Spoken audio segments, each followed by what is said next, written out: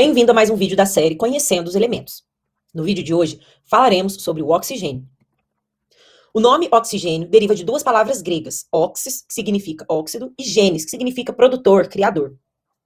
O oxigênio é um elemento altamente oxidante e muito reativo. Ele ocupa a primeira posição da família 16A, que também é conhecida como família dos calcogênios. O nome calcogênios também tem origem no grego, onde calcos significa minério e genes significa origem. Esse nome faz muito sentido, visto que a maioria dos minerais que conhecemos são encontrados naturalmente na forma de óxidos, ou seja, combinados com o oxigênio, e na forma de sulfetos, combinados com o enxofre, que é o vizinho de baixo do oxigênio. O oxigênio é um não metal reativo, um forte agente oxidante que facilmente forma compostos com a maioria dos outros elementos. Tem a segunda maior eletronegatividade de todos os elementos da tabela periódica, ficando apenas atrás do flúor. Medido pela sua massa, o oxigênio é o terceiro elemento mais abundante do universo, atrás apenas do hidrogênio e do hélio. Em condições normais de temperatura e pressão, dois átomos de oxigênio se ligam formando a molécula de O2. A molécula de O2 constitui cerca de 21% da atmosfera da Terra e é fundamental para suportar a vida como conhecemos hoje. Um importante alótropo do oxigênio é o ozônio, O3, que é um gás instável, diamagnético, com ponto de ebulição em torno de 112 graus Celsius. É uma forma alotrópica do oxigênio que é constituída por 3 átomos de oxigênio ligados por ligações duplas e simples. O ozônio é produzido naturalmente na estratosfera, pela ação dos raios ultravioleta sob as moléculas de O2, muito abundantes na nossa atmosfera. O ozônio é muito importante e na estratosfera ele forma uma fina camada conhecida como camada de ozônio.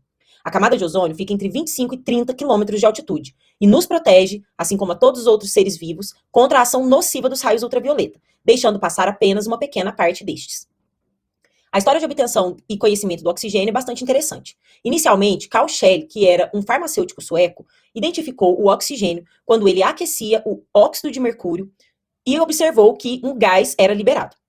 Um ano depois, Joseph Priestley fez um experimento muito parecido com o de Carl Schell e também observou a liberação de uma substância.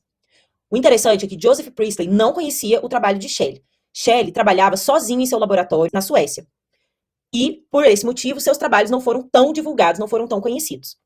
Schell, na época, chegou a encaminhar uma carta ao famoso químico francês Antoine Lavoisier, explicando as suas observações.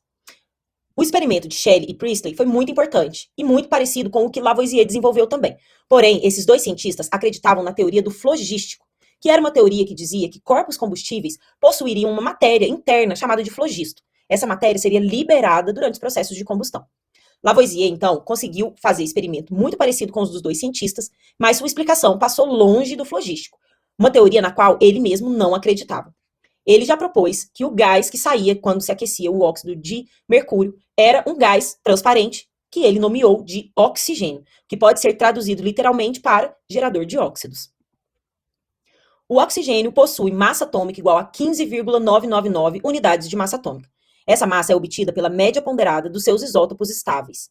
O número atômico do oxigênio é 8, o que nos diz que esse elemento tem 8 prótons no seu núcleo e 8 elétrons em sua eletrosfera. A distribuição desses elétrons segue o exposto 1s2, 2s2, 2p4. Esse elemento tem, então, 6 elétrons na camada de valência. O oxigênio possui 3 isótopos, sendo que o mais abundante, o oxigênio 16, tem 99,75% de abundância. Uma das aplicações mais óbvias do oxigênio é na respiração. O oxigênio apareceu pela primeira vez na atmosfera da Terra em torno de 2 bilhões de anos atrás, e ele foi se acumulando na atmosfera a partir da fotossíntese de algas e bactérias que existiam no planeta. O gás oxigênio é bastante solúvel em água, o que torna a vida nos rios, lagos e oceano possível. A respiração é o mecanismo básico e automático do corpo humano, com várias funções. Além de permitir a troca gasosa entre o organismo e o meio ambiente, ela auxilia no fortalecimento de músculos e mantém o cérebro saudável. Graças à atmosfera, é possível que haja vida no planeta. O oxigênio também é utilizado na indústria, principalmente como comburente em maçaricos para soldagem e corte de materiais de ferro e aço. O oxigênio também é utilizado na indústria para a produção do gás de síntese, o monóxido de carbono, ou CO. Neste caso, o oxigênio vai oxidar o gás natural, o metano, CH4. E, nessa reação, como resultado, teremos a produção do gás de síntese CO. Aqui estão algumas das referências que utilizamos para a produção deste vídeo.